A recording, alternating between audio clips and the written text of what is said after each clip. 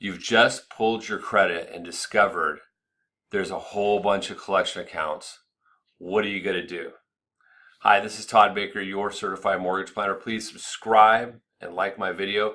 If you're getting this video by email or social media, it's yourcertifiedmortgageplanner.com. So we're going to talk about non-medical collections. I did a separate video for medical collections. It'll show you exactly how to get those deleted from your credit report. For regular collections, we're going to talk how to get them deleted, but I want to first show you how they get there in the first place, how to avoid that. Also, just talk briefly about the impact to score. So first off, the collection accounts can be from a credit card that wasn't paid. A credit card, if it's not paid, goes to charge off, and then it gets sold off into collections. And then that collection agency will report it again as a collection account, and they'll try to collect it from you. So that's the first thing. If you have any cards that are late or gone into charge off, and let's say, here's what happens a lot of times. The creditor closes your account, and as a consumer, you're like, well, if you've closed my account, I'm not going to pay it. That's not a good plan, because it's more impactful on your credit. There's an additional collection hit that's going to hurt your credit later on. It's better to just work out a payment plan, even though you can't use that card anymore. That's a better option. Okay, if that is an option for you.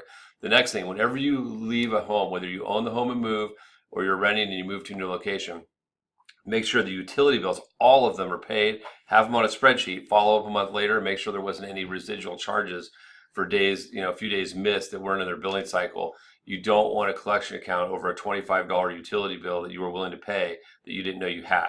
You also want to give them your new forwarding address, all of that. You just got to be really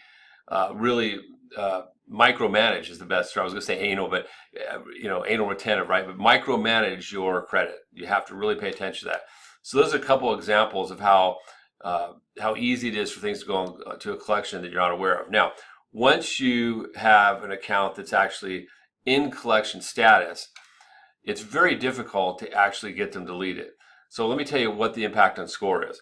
A recent collection has a very big impact on score. It could drop your score 100 points. And if you're looking to either rent an apartment or buy a house or get a car, it might take that off the table, or it might take good financing and get some really poor financing options, certainly with higher interest rates and whatnot.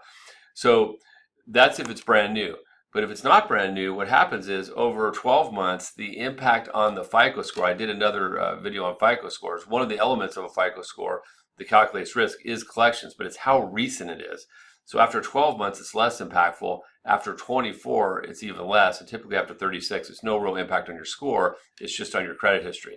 So when we're analyzing credit, we're really more concerned with fresh collections, avoiding them and looking at fresh collections. Now, how do you get one deleted? Well, one of the things you hear about online and people refer to is credit repair. Do not go to a credit repair company. There's nothing that they can do that you can't do on your own, and they actually don't accomplish anything. All they do is send disputes out to the creditors, hoping that they will delete the account. What normally happens, though, is it just populates your credit report with a bunch of disputes. So let me explain that under the Fair Credit Reporting Act, you have a civil remedy to you as a consumer to put a disputed statement on the account. Let me tell you what that does. Nothing. It doesn't do anything for you. It just puts a little dispute. No one cares about the dispute.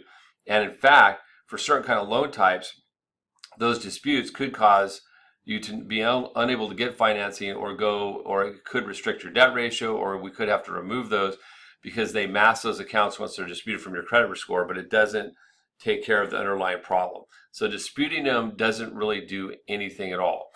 The better thing to do is to call the collection agency and do what's called a pay to delete strategy. Now, this works really well when you do what I suggest in my medical collections video. It doesn't work as well with collection agencies. Under the Fair Credit Reporting Act, it reads that creditors may keep a derogatory credit up to 7 years. So the position's always been it's discretionary on their part, but many collection agencies will take the position that we are unable to delete this account. They will offer a settlement, but they won't delete it. Now, there's a little trick they'll pull on you. They will offer you can call them up and say, hey, I want to pay this account off if you'll delete it. It's certainly worth trying. But let me tell you something. Let's say you have 10 collections. You might get one or two of them that say yes to that strategy. And then what you do is before you pay the account, this is super important, you always want to get from the creditor in writing that upon receipt of whatever the settlement amount is, upon receipt of $400, this will consider this account paid in full, and we will delete this from your credit bureau. One of the tricks creditors do, collection agencies, I should say, is they will send you a letter that says, once we receive this payment of $400, we're going to update the credit report to show it was paid. You don't want that.